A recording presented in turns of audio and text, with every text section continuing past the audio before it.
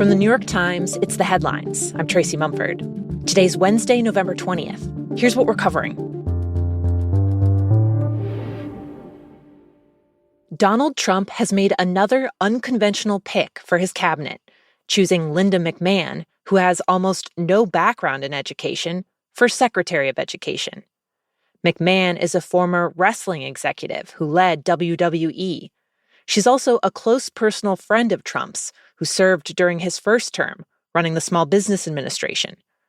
Trump has repeatedly talked about getting rid of the Department of Education altogether, but that would require congressional action. Instead, Times reporter Erica Green says that McMahon, if she's confirmed, will likely upend the department from the inside at Trump's request.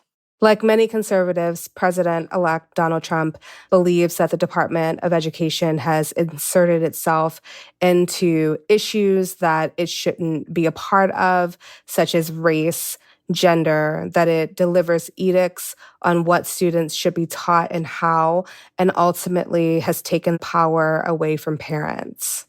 Erica says there are some clues about where McMahon might focus first. She's the chair of a right-wing think tank that's called for a drastic overhaul of education policy. That includes stopping schools from promoting, quote, unpatriotic concepts about institutionalized racism, and expanding voucher programs that would direct more public funds to homeschooling or private or religious schools. All of this is expected to happen when schools are combating a series of crises. Student test scores are among the lowest they've ever been. Colleges are facing enrollment crises, and both K-12 and college campuses are struggling to climb back to the levels of performance that they were at before the pandemic. And as the nation's schools and colleges have struggled to recover from a lot of the damage they have experienced in recent years, education advocates fear that Trump's plans for the department could set them back even further.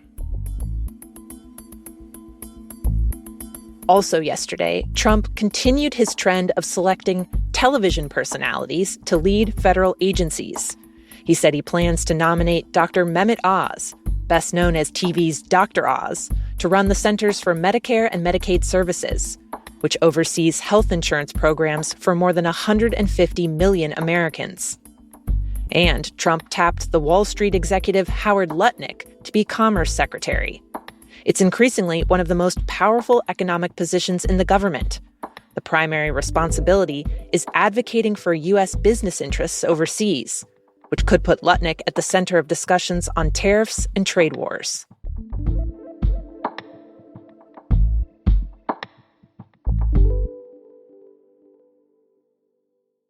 In Congress, the fight over transgender rights has taken a personal turn.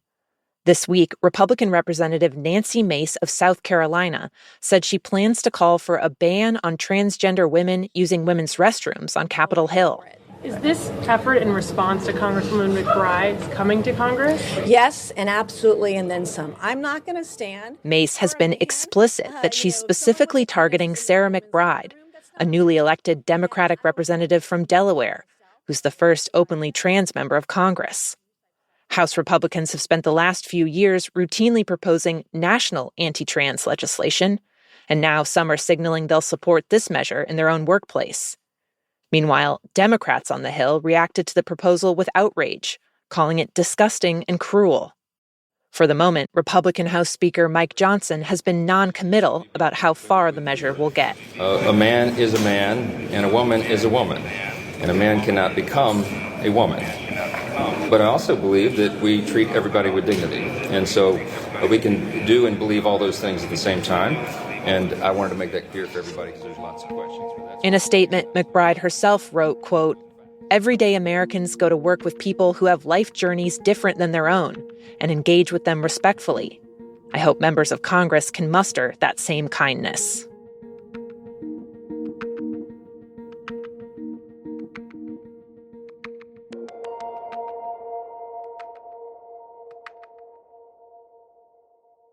Israeli Prime Minister Benjamin Netanyahu announced a reward yesterday.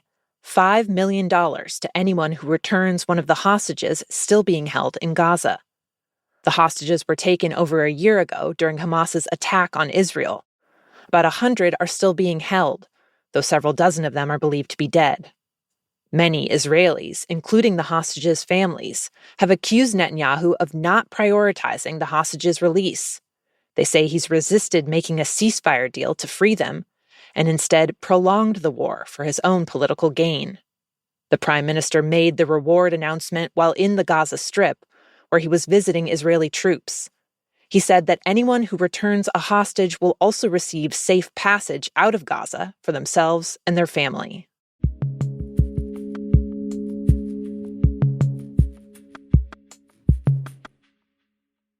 So this week started with a Monday that was, by some counts, the absolute worst air pollution there's been over Delhi for about 8 years. It felt like we got bombed with a pea soup kind of fog or smog over the whole city. You could not see the sun in the middle of the day. And most of us can feel it also in your lungs, in your eyes. Maybe you get headachy, maybe you get tired. My colleague Alex Trevelli is a correspondent based in India's capital, New Delhi, where the air quality index soared to more than 1,700 this week. Anything above 300 is considered hazardous. He says that while this particular stretch has been brutal, the city is caught in a cycle where thick, smothering air pollution settles on Delhi every November. As the temperature drops on this part of the Indian plains, backed up against the Himalaya mountain range, it becomes impossible for air to refresh itself. Wind patterns change, and all of the ordinary pollutants hangs over us in a great choking haze. There are a lot of contributing factors. There's vehicle pollution. There's fields that have been cleared for harvest. Farmers burn down the stubble around this time of year to clear it for the next crop. There are firecrackers on Diwali. Yeah, depending on where you stand in society, you might have a very different experience of this kind of pollution. What you might call upper middle class or wealthy households, many now have air purifiers. But that's proportionally a really tiny part of the population. Most people are left to fend for themselves. You see a lot of people tying big pieces of fabric up around their face, or maybe they have some N95 type masks left over from the pandemic. But it's got so bad that this one very prominent member of parliament wrote, perhaps mockingly, that if the air is unbreathable, if the city is unlivable from November to January each year, should it even be the capital? Should India's capital be moved to some other place?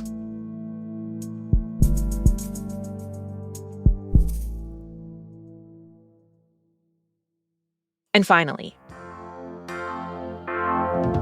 you hear the people singing the song of angry men. Les Mis is one of the most famous musicals in the world.